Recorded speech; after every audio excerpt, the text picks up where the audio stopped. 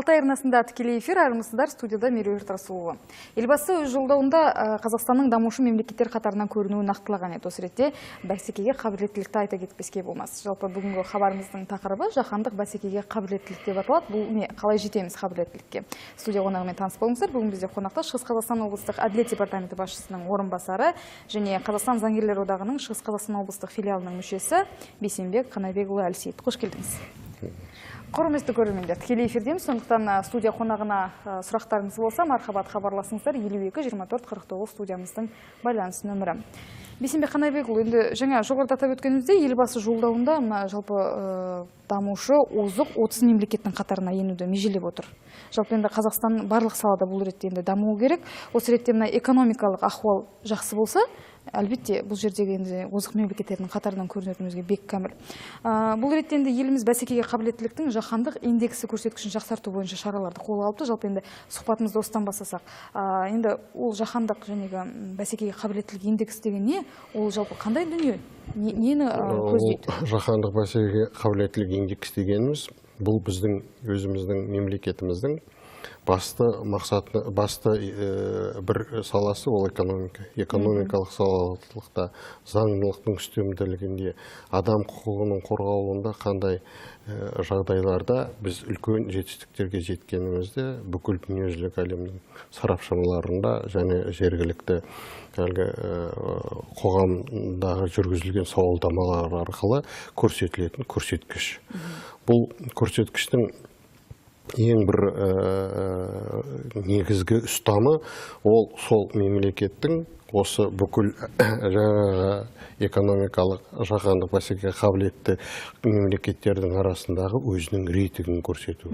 Рейтингтегі соған көрсетудегі индексіне бағаларын беруге, экономика саласында қандай бағаларын беруге, инфрақұрылым саласында қандай, өзінің жаңа экономикадағы жеткен жетістіктерінің қорытындысының бағасы бойынша сәйкес.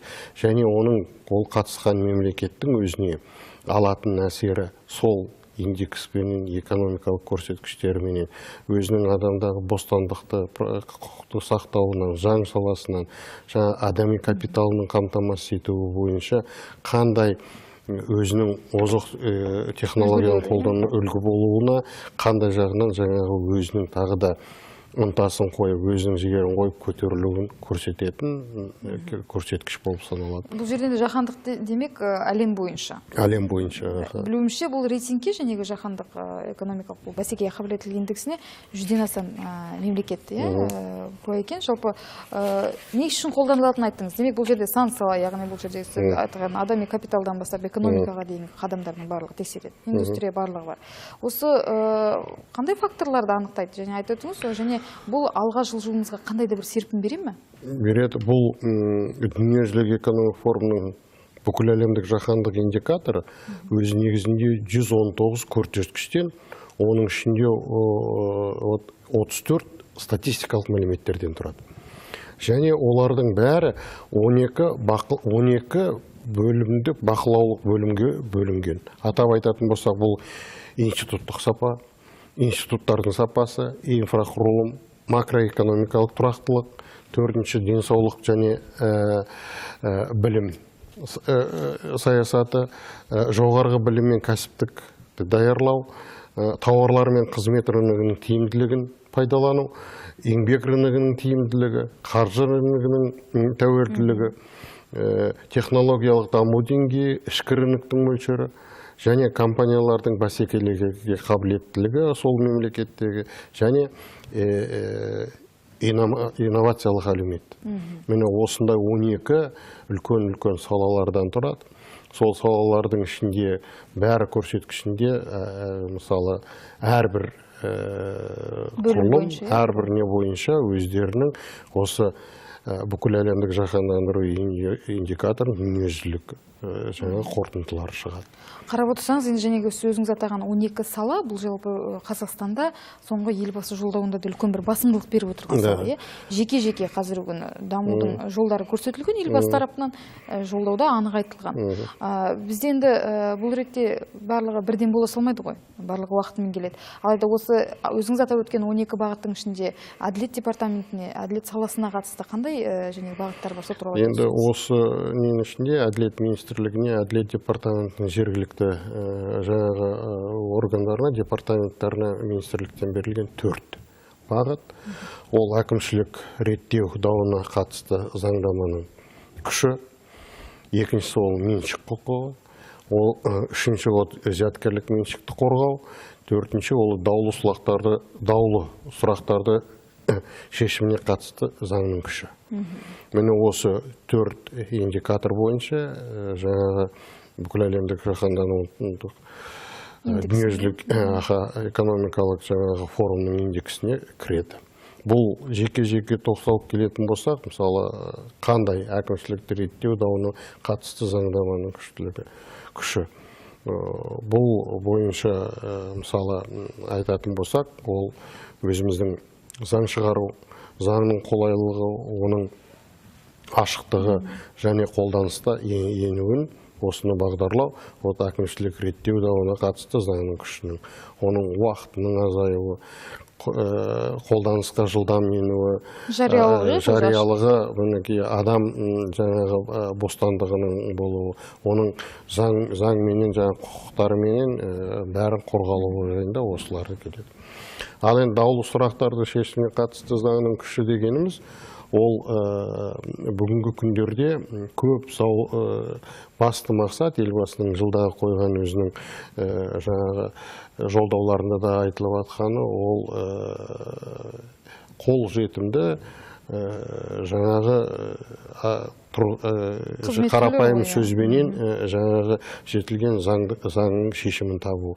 Ол дегеніміз сотқа дейінгі медиациялық жолменен, сотты емес, екі тараптардың қордаланған мәселесін бітімгершілікпен шешу.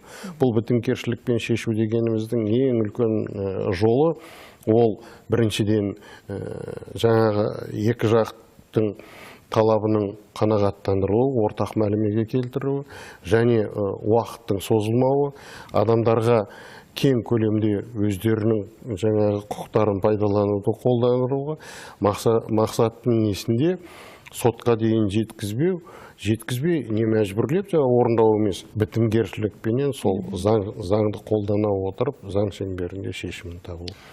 Енді сөзіңізден аңғаруға болады, жалпы енді ойға мынандай дүние келеді. Медиация деп қалдыңыз ғой.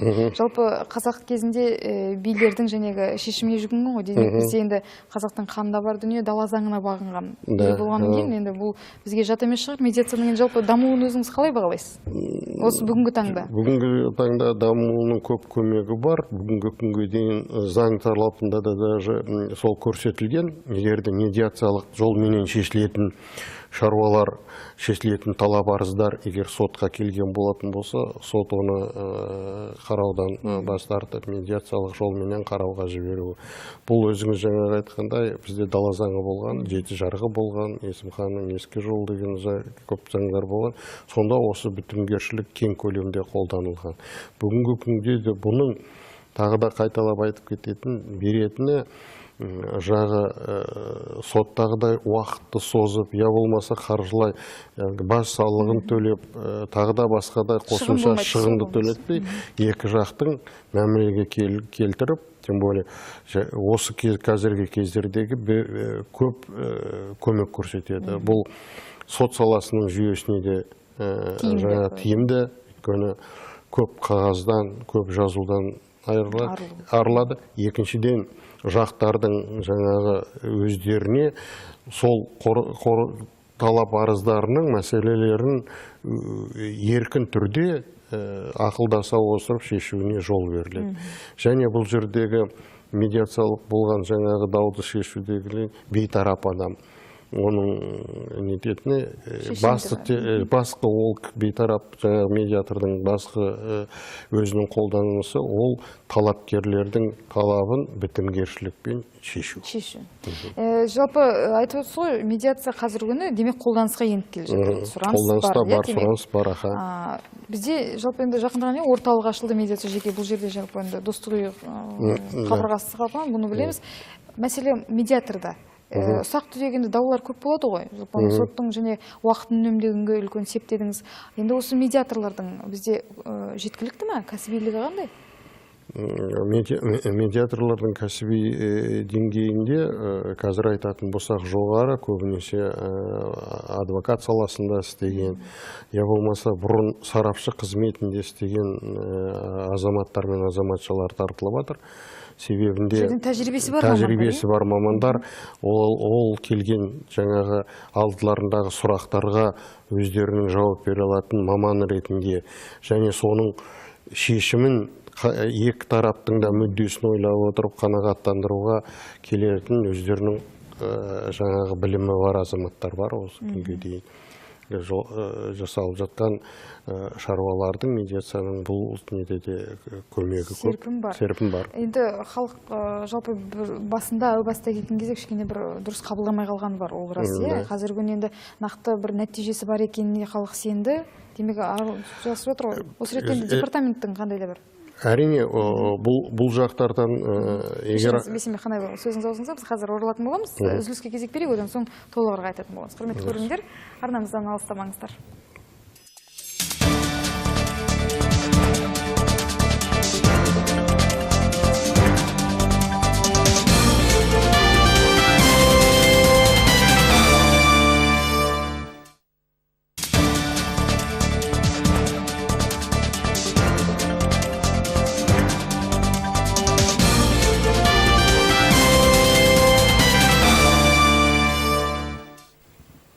Алтай арнасында тікелей эфир. Біз бағдарламамызды одан ары жалғастырамыз. Хабарымыздың бүгінгі шығарылымы елбасы жолдауында атап көрсетілген озық 30-дық мемлекет қатарына енудің жолдары. Әсіресе жаһандық бәсекеге қабілеттіліктің жолдары қандай?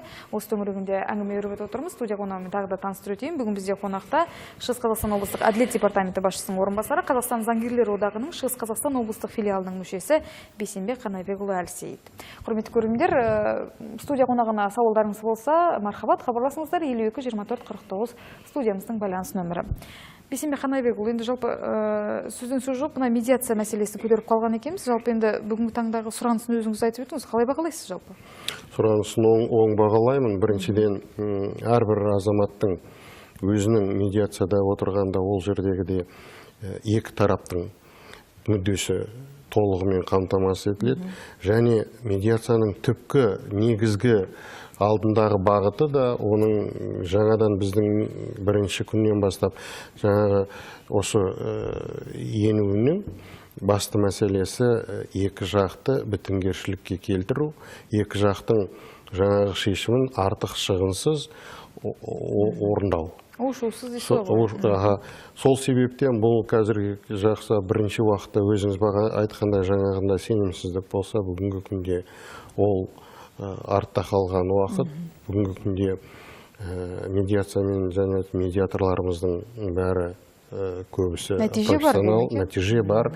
И ары қарайда оның жалғасып, ары қарайда кең ауқым алып кетуіне бірден бір көмек сіздердің осы теледидар, осы ақпараттық жұмысты көп жүргізу.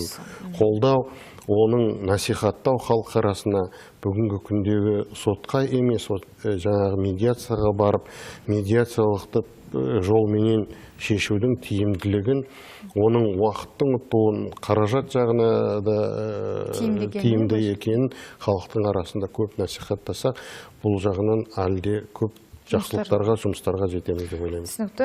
Бейсенбек Қанайбекұлы, бізге хабарласқан көрермен бар екен, сауалын тыңдап алайық. Сәлеметсіз бе? Эфирдесіз, тыңдап тұрмыз. Қайырлы кеш. Қайырлы кеш. Мен қонақ кісіге сұрақ қойын деп отырмын. Иә, дегеніз. Мен осы топтауымыз өтеппін. Мен атым Орал. И мен медиациямен уже не істем. Кездескем. Екі жақ 10 мыңнан төледік. И әліпті қырылып түсіп. Ешқандай несі соқты жоқ мына медиациядан. Мен қарап отырмын. Соқты жоқ. Біз 10 мыңнан төледік. Сөйлестік. Кеттік әліпті қырылып түсіп. Екінші сұрағым. Сені дайындамайсың ма? Адвокат, юристерді медицина тұрамын. Көбісі білмейді медицина жағын. Түсінікті. Осылай сұрағым. Рахмет. Түсінікті сұрағыңыз. Бірінші мәселе медиаторларға байланысты. Бұл кісінің енді мәселеге байланысты медиаторлар тікелей өзінің бір наразысы бар сияқты, оның Егер медиаторларға наразылығы болып, сот шешімінің орындалмаған жұмысқа көңілі толмаса, бұл жерде? жұмысына көңілі толмаса, ол кісі сот тәртібіменен ісін қарата алады. Сотқа жүгіну арқылы? Сотқа жүгіне алады, ол кісінің конституциялық құқығы, оны ешкім ала алмайды. Бірақ жаңағы медиацияға жүгінгеннен кейін медиациядағы жаңағы шығарылған бітімгершілік, ол да соттың шығарылған шешімі сияқты орындауға жатады. Оны орындамау, я болмаса оны орындаудан бас тарту, оның да өзінің жауапкершілігін толтырады. Енді медиаторға ақша төлеп қойдық деген бұл жағын? Медиаторға ақша төлегенде, медиатордың да оның да өзінің налогы бар, жаңағы беретін отырған жаңағы орнындағы аренда нелері бар, бірақ олардың екі жақпенен келісіледі. Ол бір жақтан басқа да ақша, бір жақтан басқа да, және ол алынған ақшаның жұмсалатыны туралы да ол кісілер біліп отырады. Өйткені келісім ақша, жаңағы төленетін ақша, жаңағы екі жақтың келісімінен болатын жағдай. Демек енді көрерменімізге медиация саласына көңілі толмаса, бұл нәтижесінде сотқа жүгіну керек. Сотқа жүгінуге мүмкін бар. Екінші мәселе, қазіргі күні адвокаттар медицина саласына мықты емес дейді. Енді ол жағына маған дөп басып айтып, мынау жаңағы қабілеті бар, адвокаттың қабілеті жоқ деп айта алмаймын, себебі ол менің құқығыма кірмейді. Белгілі бір адамдардың жаңа нұсқан келтіре алмаймын несіне. Ал негізінде адвокат қауымдастығының көбісі білімі ақылы өзінің жаңағы істеп отырған кәсібіне сай азаматтар. Сол себептен бір адамның жаңағындай айтқан олқылығы барлығына күйе жоқ. Олқылығынан айта алмаймыз. Егерде өзіңіз ойлап қарасаңыз, сотқа жүгінген тараптардың өздері де шығарылған шешімге риза болмай, оны апелляциялық, кассациялық жолменен шағымданып жатады. Ол жаңағы сол шығарылған сот судьясының кәсіби деңгейіне нұқсан келтіргендік емес, жаңағы тараптардың өзінің құқықтарын қолдану болып саналады. Бұл жерде де осындай факторлар қолға алынуы керек. Жақсы, түсінікті. Енді қандай да бір мүлдем көңілі толмаушылық болса, бұл адвокаттар женегі қауымдастығында мүше ғой, соған жүгінуіне болатын шығар, е? Соған да жүгіне алады. Адвокаттар қауымдастығының облыстық коллегиясының бар, оның басқармасы бар. Олардың біздің әділет сайтында байланыс нөмірлері бәрі бар, және олар күнде қабылданып жатады. Түсінікті, жақсы. Келесі көрерменіміздің сауалын тыңдап алсақ, сәлеметсіз бе? Тікелей эфирдесіз, тыңдап тұрмыз. Қайырлы кеш. Алло. Қайырлы кеш. Сәлеметсіз бе? Тыңдап тұрмыз, айта беріңіз. Кешіріңіз, сіздерде бір сұрақ қойдым, оны кісіге, аға. Айта беріңіз. Мен Тарбағатайдан сөйлесіп тұрмын. Мен Өскемен емес қаласы қайда? Ақмейір бар. Содан бір жер алып едім. Міне өзі бір жылдап кетті ғой. Соны мысалы міне жер татып алып қалмай ма? Или қалай? Іштен кәсіп емессіз. Бұлай жерді түгел түсіріп алғам. Қайталап жесеңіз, сұрағыңыз қалай? Жер алдыңыз? Енді? Одан кейіндегі фундамент негізіндегі айтатын біреулер айтады. Үйдің несі салу керек, е? Схемасы, фундамент әстекесі қиылған жоқ, оны бір жылдап кетсе, ол үкіметке қалады дейді. Осы мәселені білгіңіз келді, алына ма жоқ па деген мәселе ғой, е? Иә, сонымен ауылда немесе пока адам менен немесеңдерін айтса, мен осы айтса құйтсамақ жоғым, оған енем қайтыс болды, одан шешем қайтыс болды, сонымен бір жыл болды, алғаныңызға? Ауыр болып кетті. Иә, түсінікті. Бір жылдай болды, алғаныңызға? Міне бір жыл болды алғаным. Алып, балаларымды немесейін дегем. Түсінікті, рахмет, сұрағыңызды түсіндік. Хабарласқаныңызға рахмет. Сұрақтың сипаты былайға. Тарбағатайдың тұрғыны Өскеменнен жер алған, бірақ енді тұрғын үй салатын мақсатында алған шығар. Бірақ әзірге ешқандай ол жерде құрылыс басталмаған. Енді осы салынбаған үшін сол жерді мемлекет қайтарып және тартып ала ма деген күдік қой бұл жерде. Ол жердің егерде бұл келісім шарт бойынша жеке меншіктен сатып алған болса, оның процедурасы басқа. Ал егер өкіметтен алынған болатын болса, ол басқадай. Жекеменшіктен сатып алған жер болатын болса, келісім шартпенен. Бұл кісі ол келісім шартты Әділет департаментінің жылжымайтын мүлікті тіркеу бөліміне мына халыққа қызмет көрсету орталығы арқылы өзінің атына тіркету керек.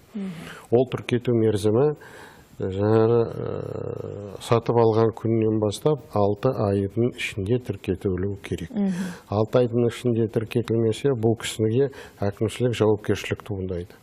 Бұрын әкімшілік жауапкершілік 6 ай уақытын өткізіп алған мерзімге жеке тұлғаға 10 айлық көрсеткіш көлемінде айыппұл салатын болса, ал егер ол заңды тұлға болатын болса, 20 жаңағы айлық есептік көрсеткіш бойынша айыппұл салынатын болса, бүгінгі күндері ол өзгеріске енгізілген. Егер азамат бұған дейін бұл статья бойынша осы бап бойынша әкімшілік жауапкершілікке тартылмаған болса, ол кісіге ескерту беріледі. Яғни ескертіліп, кейін ол кісі оны қолға алып тіркеуі керек. Өйткені бүгінгі кезде өзіңіз білесіз, жаңада осы темамызға сай меншік құқығы деп атқанымыздың жаңағы базаға бәрін кіргізіп электронды түрде, электронды цифровой қазақстандық боламыз деп атқан кезде, бұл да дүниенің есепте болуы керек. Сол себептен бұл кісіге айтарым, 1 жыл болатын болса, алғанына әлі уақыты бар.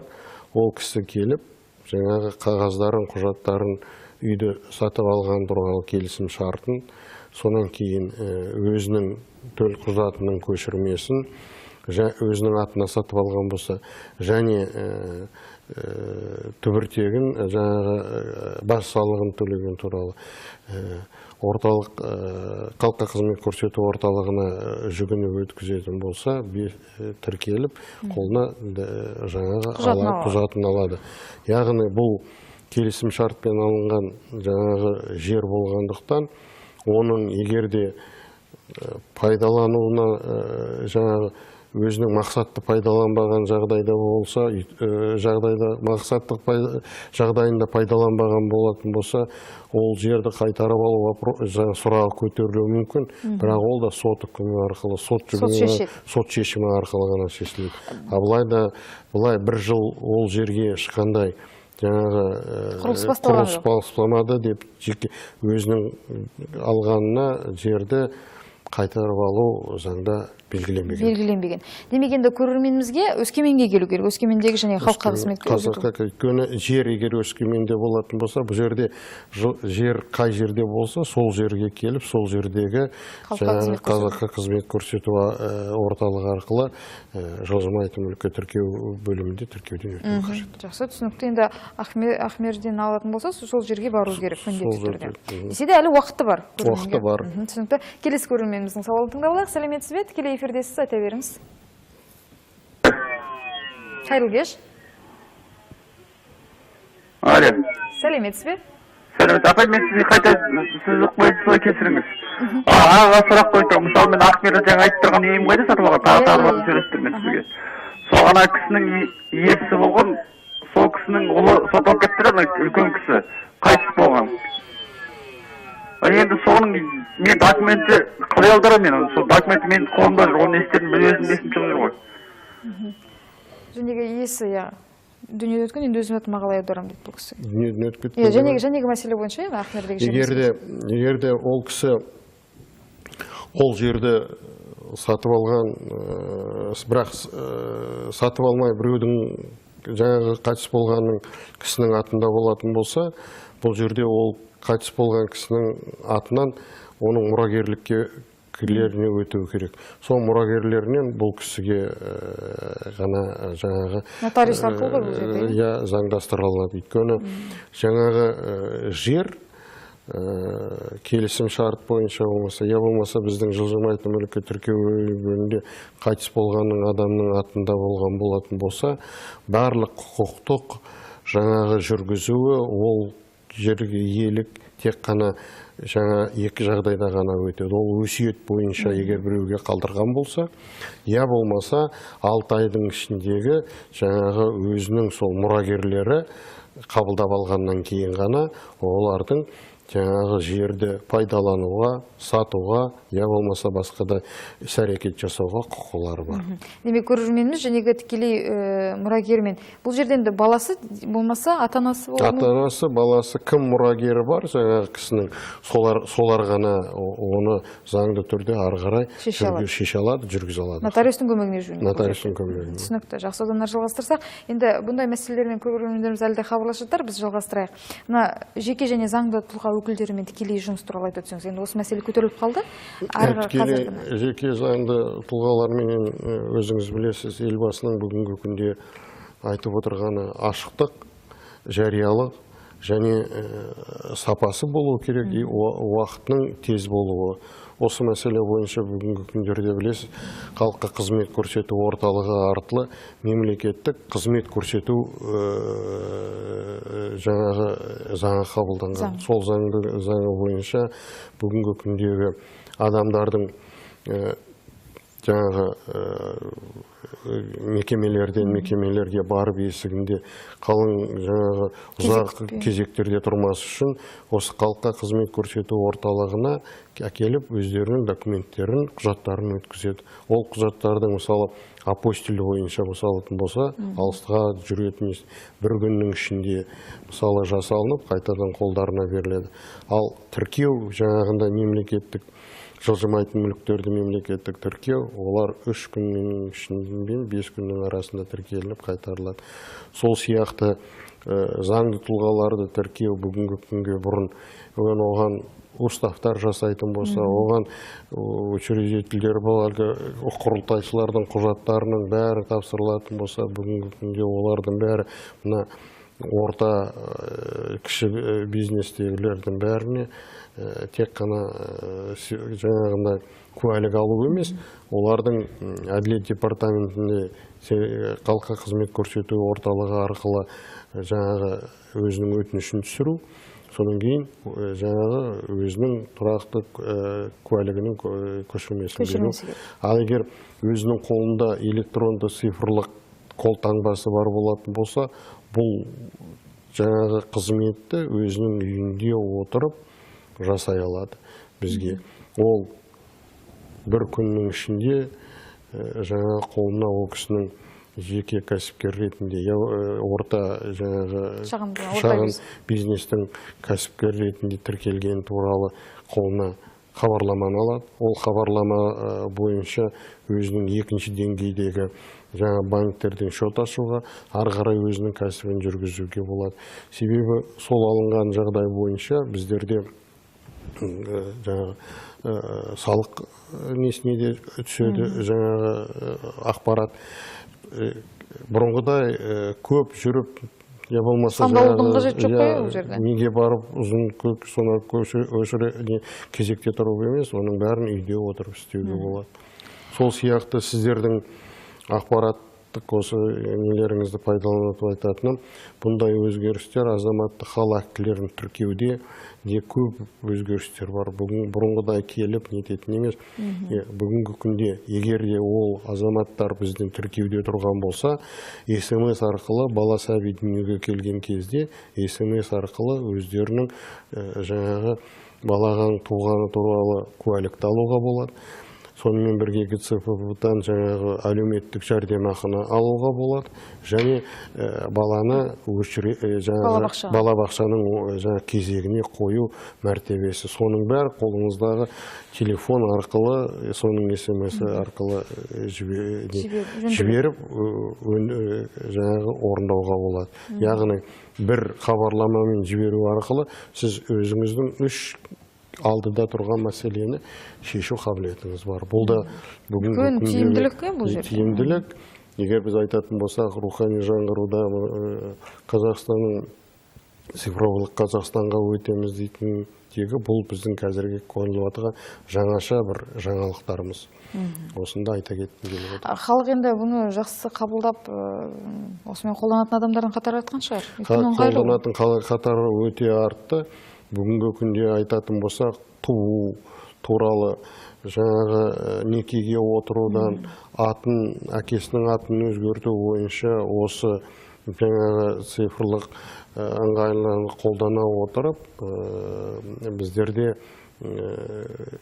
әрбір аудандарда, әсіресе Семей менен Өскеменде көп адамдар соны қолдануда қазіргі кезде. Бұл жерде бастысы не керек сонда? Жәнеге қолтаңба? Электронды цифрлық қолтаңба керек. Оны және халыққа қызмет көрсетілу. Халыққа қызмет көрсету жерінен алуға болады. Не тек бұл дегенің бізге қана емес, ол арқылы ол өздерінің жаңағы банктегі есеп шотына, я болмаса коммуналдық төлем ақыларын төлеуге адамға өте қолайлы жүруге емес, бүгінгі күнде осы электрондық жаңағы база бойынша үйден отырып соның бәрін шешу болса, даже өзінің справкілерін алуға, қандай да бір жұмысқа орналасуда кезінде керек справкалары болатын болса, мысалы наркодиспансерлерден, жаңағы басқа нелерден болатын болса, сонда қолдана алатын жағдай. Бұл жерден де қарап тұрсаңыз, біріншіден уақыт үнемдейді. Ең бір мүдделі бұл. Және